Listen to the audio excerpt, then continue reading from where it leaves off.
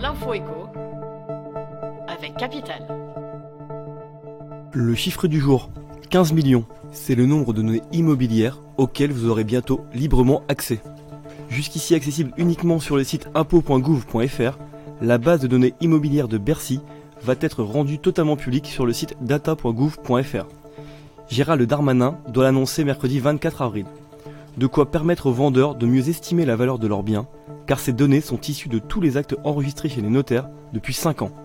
Leur consultation représente ainsi une opportunité pour les particuliers de mieux négocier leur prix de vente auprès de professionnels ou d'autres particuliers.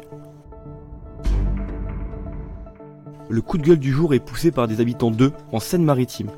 Ils accusent un compteur Linky d'être à l'origine d'un incendie dans un appartement. Selon un voisin, le compteur avait déjà disjoncté plusieurs fois le jour de son installation. Ils pointent du doigt le laxisme d'Enedis.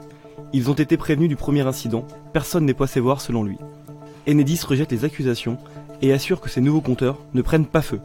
Une expertise technique est attendue pour permettre d'identifier les causes de l'incendie, qui n'a heureusement pas fait de victime.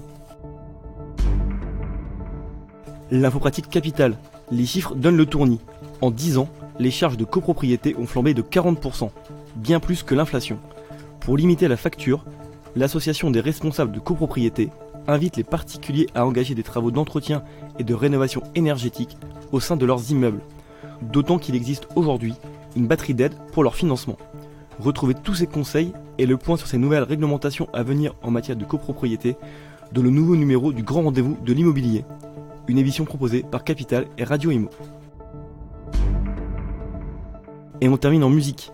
Le 16 avril dernier, le virtuose chinois Lang Lang a donné un récital à la Philharmonie de Paris.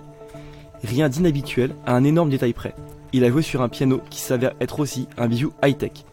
De la prestigieuse marque Steinway & Sons, il a enregistré les notes que venait de jouer le musicien avant de les reproduire tout seul. Le système de capteur et d'électroaimant est capable d'enregistrer et de reproduire le toucher du pianiste en haute définition, avec plus de 1000 niveaux de nuances. Avec une banque de plus de 3000 enregistrements, il peut aussi jouer d'autres interprétations de grands maîtres. Prix du bijou entre 250 000 et 555 000 euros. C'était l'info écho avec Capital.